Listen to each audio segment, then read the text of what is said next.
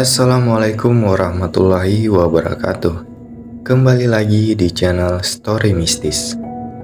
Dan di episode kali ini, kita akan mendengarkan sebuah kisah yang berjudul Arwah Satu Keluarga yang Dibunuh dan Bergentayangan yang membuat heboh warga sekitar. Awal kisah dimulai.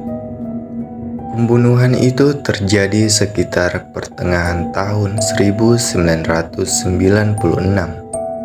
yang tidak jauh dari rumahku. Saat pembunuhan itu terjadi di waktu tengah malam, di mana manusia sedang mencari mimpi indah di lamunan tidurnya. Sungguh, sebuah peristiwa yang menggemparkan di desa kami.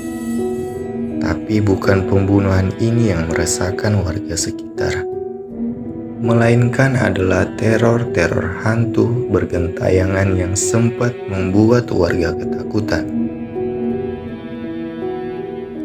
Memang sangat tidak lazim kalau kita langsung menghubungkan hantu-hantu yang bergentayangan adalah dari arwah korban pembunuhan.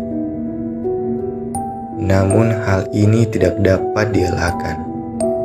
Meski tidak mempunyai bukti-bukti yang akurat, tapi menurut kesaksian warga yang sempat melihat perwujudan itu memang tidak lain adalah arwah korban pembunuhan itu.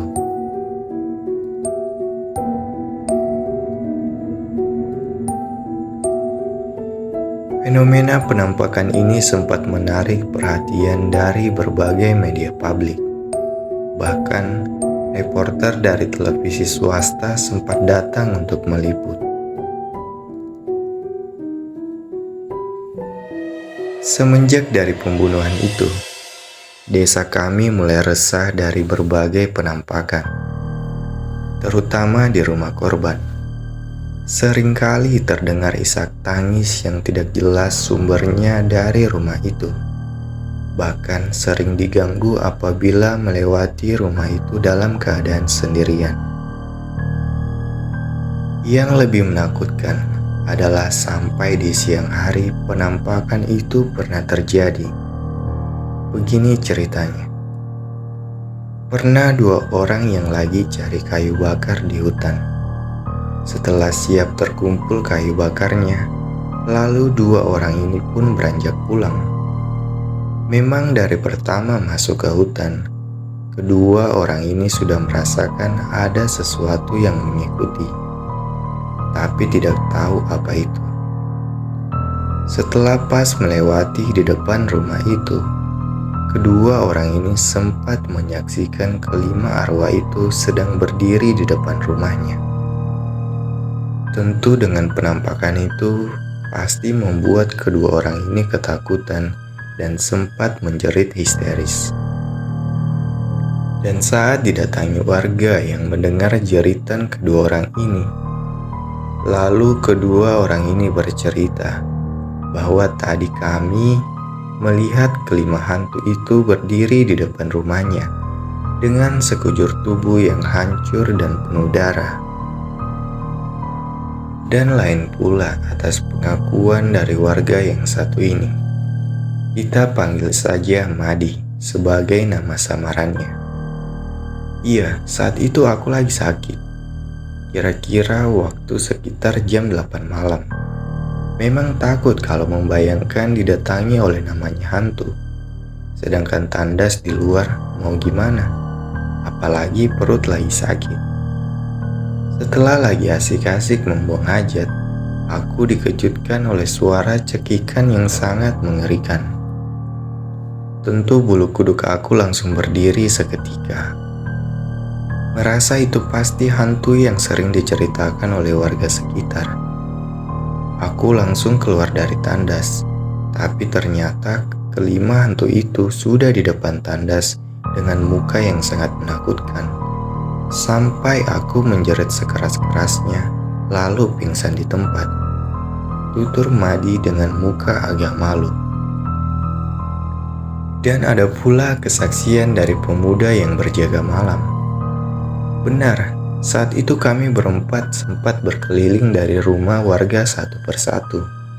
Memang, Walau tidak pernah berjumpa langsung dengan hantu yang sering diceritakan oleh warga, tapi malam itu menjadikan malam yang membuktikan kalau hantu-hantu itu benar-benar ada.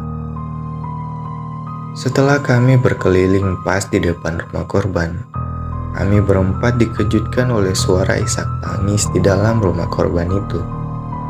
Merasa sudah menjadi kewajiban kami sebagai ronda malam, kami berempat mencoba mendekati rumah itu. Setelah kami berempat mengintip dari lubang jendela, ternyata kelima hantu itu sedang berdiri sambil menangis. Dengan keadaan seperti itu, tentu membuat kami mengambil langkah 1000, ujar dari salah satu pemuda itu.